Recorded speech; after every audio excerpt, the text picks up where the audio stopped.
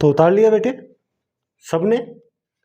अगर उतार लिया है तो पहले देखो मैं इसको एक बार दोबारा समझा देता हूं और उसके बाद में अभिक्रिया के वेग को यानी अभिक्रिया के औसत वेग को या अभिक्रिया के वेग को अभिकारकों व उत्पादों के संदर्भ में लिखना सीखते हैं।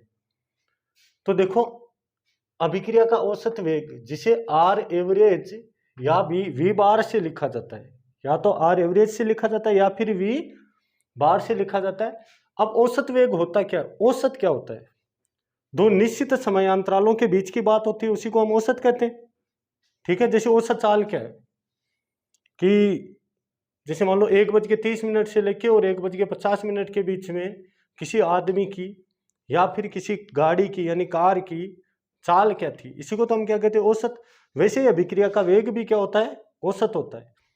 तो किसी निश्चित समयांतराल के मध्य अभिक्रिया का वेग ही क्या कहलाता है, उसका औसत वेग कहलाता है। और फॉर्मूला देखो वही है, अभिक्रिया के वेग वाला फॉर्मूला है, केवल और केवल आर के स्थान पे अब क्या लिखते हैं, आर एवरेज, क्योंकि औसत वेग को आर एवरेज या वी बार से लिखा जाता है। तो औसत वेग बराबर हो गया है del C upon del T, और यानी यह है अभिकारकों या उत्पादों की सांद्रता में हुआ परिवर्तन बट्टे परिवर्तन में लगा हुआ समय। प्लस निशान है वो उत्पादों के लिए है और माइनस निशान है वो किसके लिए, अभिकारकों के लिए, क्योंकि उत्पादों की सांद्रता में समय के साथ वृद्धि होती है और अभिकारकों की सांद्रता में समय के साथ कमी होती है। ये हमने पीछे लिख लिया है। मात्रक वही रहेगा, पीछे बताया था मैंने पिछली हेडिंग में कि मात्रक होता है औसत वेग का भी वही होता है जो अभिक्रिया के वेग का होता है, mole litre inverse second inverse. मात्रक और इकाई एक ही चीज होती है। अब देखो अभिक्रिया के औसत वेग या वेग को अभिकारकों व उत्पादों के संदर्भ में लिखना, यानी जो अभिक्रिया का वेग होता है उसको हम अभिकारकों के लिए भी लिख सकते हैं और उत्पादों के लिए भी लिख सकते हैं। और वो कैसे लिखा जाएगा, उससे पहले हमें देखो कोई ऐसी अभिक्रिया माननी पड़ेगी जिसमें हमारे पास में अभिकारक हो और साथ में क्या हो, उत्पाद भी हो, तभी तो लिखेंगे ना।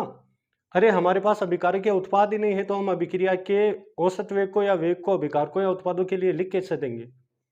ठीक है, आया समझ में मनीषा, आया समझ में?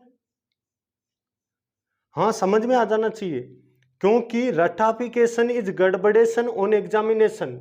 रटी रटाई जो चीजें होती है जब उनका इम्तिहान होता है, इम्तिहान का मतलब परीक्षा, तब वो भूल जाते हैं।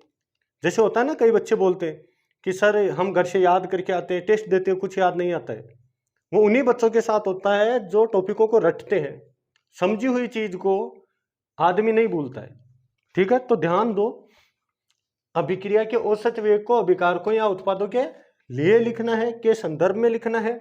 उसके लिए हमें किसी अभिक्रिया पर कल्पना करनी पड़ेगी और हमने अभिक्रिया कौन सी मानी है, आर कन्वर्ट इनटू पी। अब देखो इसमें आर क्या है, इसमें आर अभिकारक है और पी क्या है, उत्पाद है।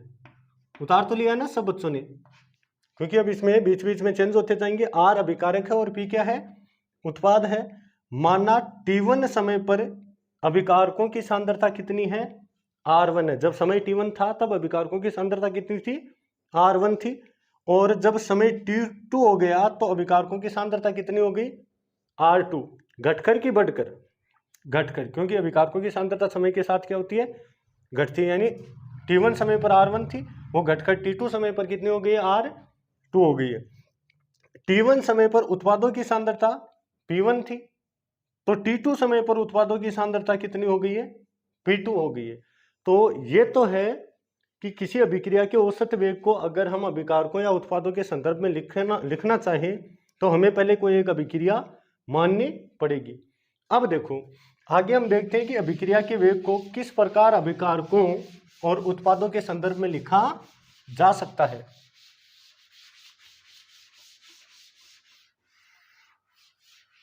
तो केवल वो अभिक्रिया ले लेते हैं, क्योंकि हमने एक अभिक्रिया मान रखी है ताकि थोड़ा आसानी से समझ में आए। अभिक्रिया क्या मान रखी है, आर कन्वर्ट इनटू पी, जिसमें आर क्या है, अभिकारक है, और पी क्या है, उत्पाद है। आर को क्या मान रखा है हमने, अभिकारक मान रखा है, और पी को क्या मान रखा है, उत्पाद। आप बातें क्यों कर रहे हो? क्या पेन ले रहे थे? अच्छा, इधर देखो, अभिकारक क्या है आर, उत्पाद क्या है पी। अब हम अभिक्रिया के वेग को पहले लिखते हैं अभिकारक के संदर्भ में। तो अभिकारक के संदर्भ में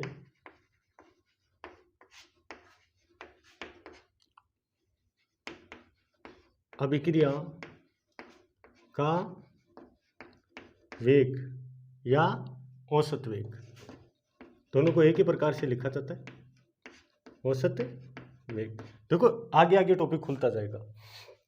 तो पहले अभिक्रिया के वेग को अभिकारकों के संदर्भ में लिख रहे हैं। तो वेग बराबर क्या होता है?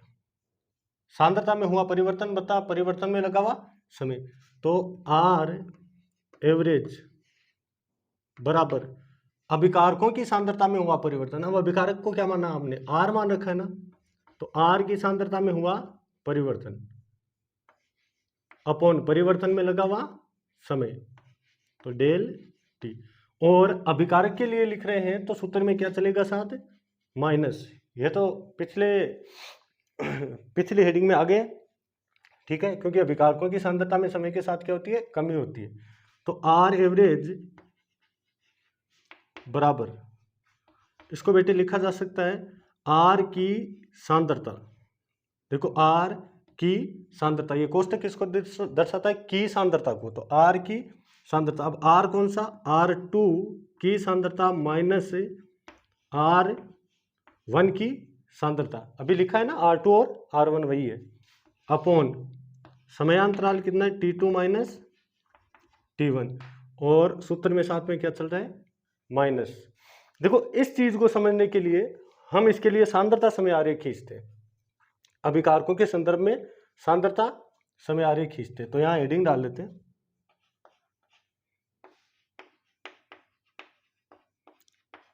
सांद्रता समय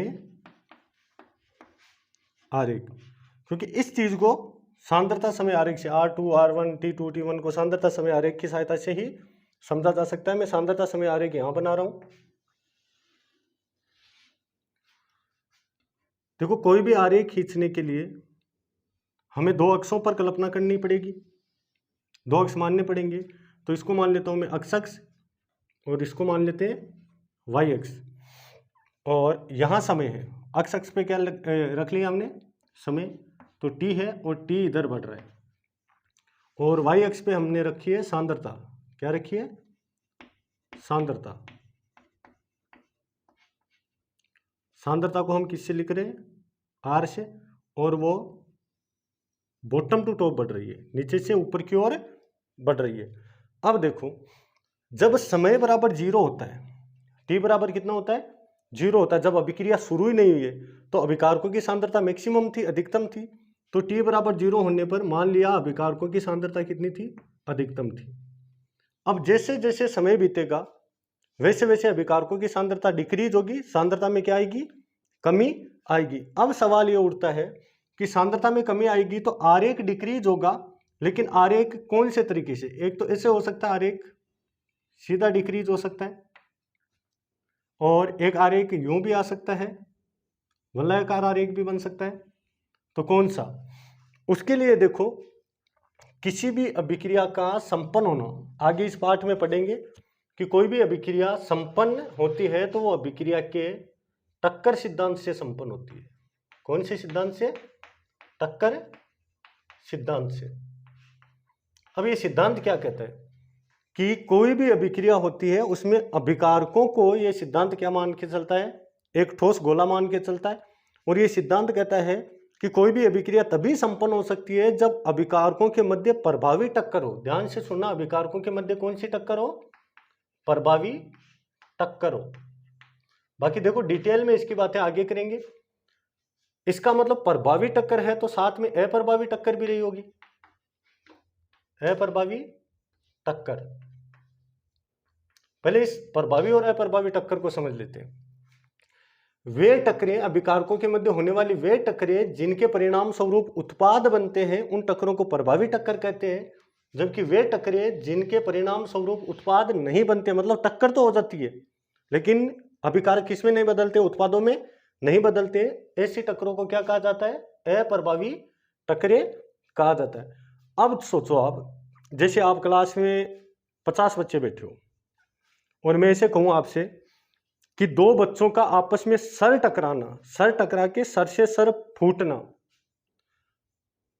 सर से सर फूटना। देखो इस चीज को कोई अन्यथा ना ले, केवल मैं आपको टॉपिक समझाने के लिए एग्जांपल ले रहा हूं कि दो बच्चों का आपस में सर टकराना और सर से सर टकराने पर सर फूटना है ना, वो उत्पाद बनना है।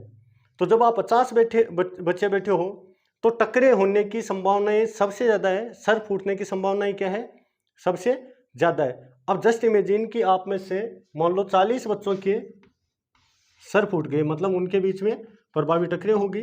अब 10 टकरे ऐसी हुई है 10 बच्चों की जिनसे उत्पाद नहीं बन रहे, मतलब उनके सर नहीं फूटे, तो इनको कहा जाता है अप्रभावी टकरे। अब आगे क्या होगा, उन 10 के बीच में टकरे होगी। अब आप कल्पना करो कि ज्यादा सर कब फूटे, जब 50 बच्चे थे। जब अभिकारकों की सांद्रता अधिक होती है ना, तब अभिकारकों के मध्य क्या होती है, अधिक प्रभावी टकरें होती है। और जितनी ज्यादा प्रभावी टकरें होती है उतने ही ज्यादा क्या बनेंगे, उत्पाद बनेंगे। उतने ही ज्यादा क्या बनेंगे, उत्पाद बनेंगे। अब देखो जितनी ज्यादा शुरू में टकरें हुई उतने ही उत्पाद बने, मतलब उतनी ही सांद्रता में अचानक कमी आई। अभिकारकों की सांद्रता समय के साथ क्या होती है, घटती है, तो अभिकारकों की सांद्रता में अचानक कमी आई। तो देखो शुरू में क्या होता है, ग्राफ होता है वो बहुत ज्यादा डिक्रीज करता है, समय कम बढ़ रहा है लेकिन ग्राफ बहुत ज्यादा डिक्रीज करता है। लेकिन जैसे जैसे अभिकारकों की सांद्रता कम होती जाती है वैसे वैसे ग्राफ यूं होता जाता है।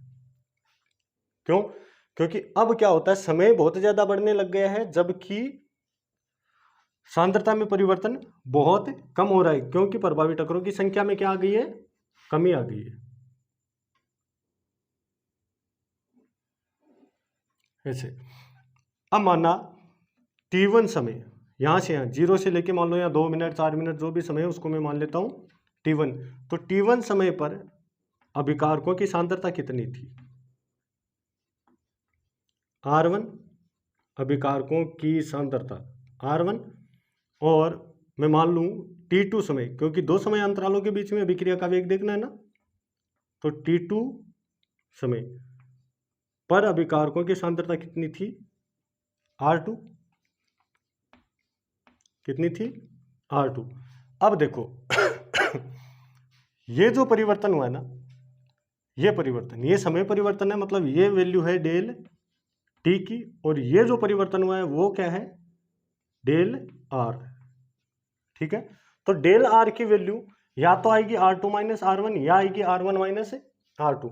अब देखो कोई बच्चा सवाल उठा सकता है यहाँ कि सर अधिक सांद्रता में से, ये अधिक है ना R1 की वैल्यू, देखो ये ग्राफ ऊपर है ना, यहाँ R1 ऊपर है और ऊपर सांद्रता बढ़ रही है, तो R1 की वैल्यू ज्यादा है और R2 की वैल्यू कम है। तो अधिक मान में से कम मान को घटाना चाहिए, लेकिन आपने तो सूत्र में कम मान में से अधिक को घटा रखा है। देखो बेटे ऐसा इसलिए किया गया है कि जब मैं कम में से, उसमें से अधिक में से कम को घटा दूंगा ना, तो लास्ट में फॉर्मूला आएगा ना वो माइनस में चलता जाएगा, और माइनस में चलने का मतलब है अभिक्रिया का वेग भी किस में आ जाएगा, माइनस में। और अभिक्रिया का वेग कभी ऋणात्मक नहीं हो सकता, अभिक्रिया का वेग कभी भी क्या नहीं हो सकता है, ऋणात्मक नहीं हो सकता। कभी ऐसा हुआ है क्या कि कोई गाड़ी है वो -10 की स्पीड से चल रही है, अरे 10 की स्पीड से तो चलती है लेकिन -10 की स्पीड से थोड़ी चलती है। ठीक है, तो उसी प्रकार कोई अभिक्रिया है उसका वेग क्या नहीं हो सकता, ऋणात्मक नहीं हो सकता है। देखो अगर एक बार घटा के देखते हैं, मैं ज्यादा मान में से अगर कम मान को घटाता तो क्या कंडीशन हो जाती, सॉरी कम मान में से ज्यादा में से कम को घटाता, मतलब मैं R1 माइनस R2 अगर कर देता ज्यादा में से कम को, तो जैसे माना 6 में से 5 को घटाता, तो 6 माइनस 5 बराबर कितना बचा, 1 बच जाता। अब देखो फॉर्मूले में पहले से ही क्या चल रहा है, माइनस चल रहा है, तो माइनस और 1 बट्टा नीचे क्या है, डेल टी है। तो वेग किस में आ गए है, माइनस में आ गए। अभिक्रिया का वेग कभी ऋणात्मक नहीं हो सकता। अगर अब भी किसी बच्चे को डाउट है तो जस्ट आगे ये टॉपिक होने पर हम क्या करते हैं, न्यूमेरिकल करते हैं इसका, उस न्यूमेरिकल में एकदम क्लियर हो जाएगा, मैं न्यूमेरिकल में एकदम क्लियर करवा दूंगा। तो देखो ये कहाँ से आया, R2 माइनस R1, ये ज़्यादा वाली, ये कम वाली सांद्रता और ये कौन सी है, ज़्यादा वाली सांद्रता है। ये इस ग्राफ से समझ में आता है। अब यहाँ से आपको सवाल पूछ सकता है, अभिकारक के संदर्भ में अभिक्रिया का औसत वेग या वेग लिखिए। वेग पूछे तो भी यही लिखना है और औसत वेग पूछे तो भी यही लिखना है। तो अभिक्रिया के वेग या औसत वेग को अभिकारकों के संदर्भ में लिखा जा सकता है वो इस प्रकार से। और पूछ सकता है कि सांद्रता समय आरेख खींचिए। तो ये तो हुआ अभिकारकों के लिए। अब देखते हैं उत्पादों के लिए। तो देखो उत्पादों वाले में हमें क्या करना है, उत्पाद को हम P से लिख रहे हैं तो एक तो यहां चेंज कर लेंगे, उत्पादों के संदर्भ में अभिक्रिया का औसत वेग।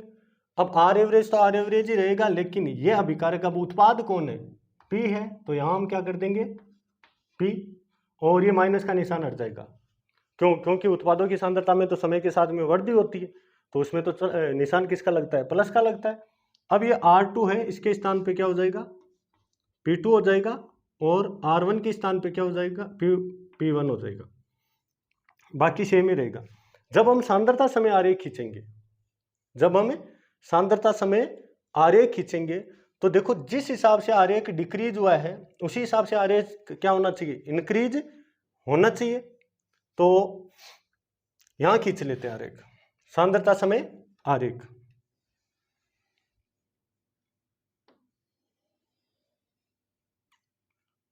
ये वाई एक्स और ये हमने क्या मान लिया है, अक्ष अक्ष, और ये समय है,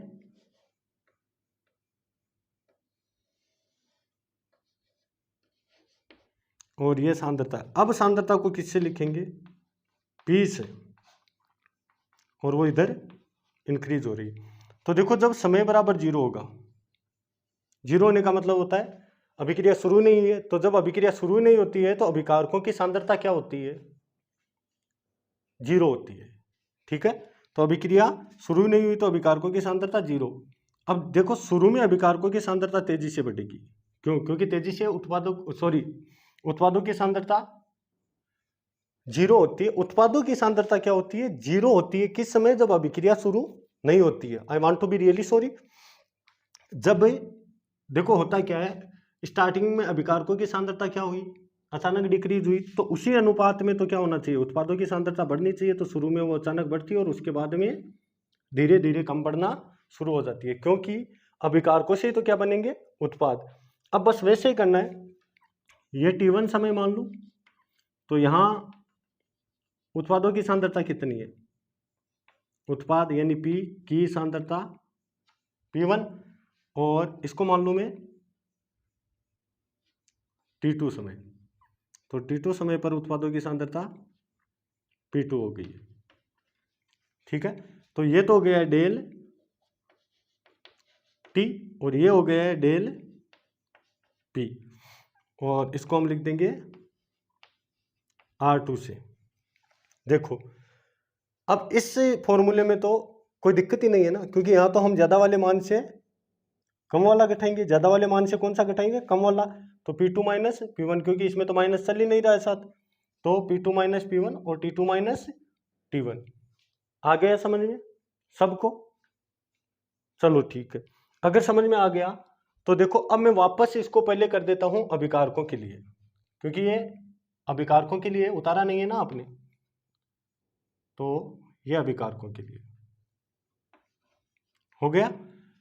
ये उतार के ये आरेख उतारना, फिर क्या करना, उत्पादों के संदर्भ में लिखो ना, तो पीछे वाले हेडिंग में अभिकारकों के लिए यहाँ लिख लेना, किसके लिए, अभिकारकों के लिए। जब उत्पादों के संदर्भ में उतारो ना, तो यहाँ P कर देना, यहाँ जहां जहां आ रहा है वहां P कर देना, और आरेख ये खींच लेना। इट्स ओके, जल्दी उतारो। उसके बाद में इससे संबंधित एक न्यूमेरिकल करते हैं।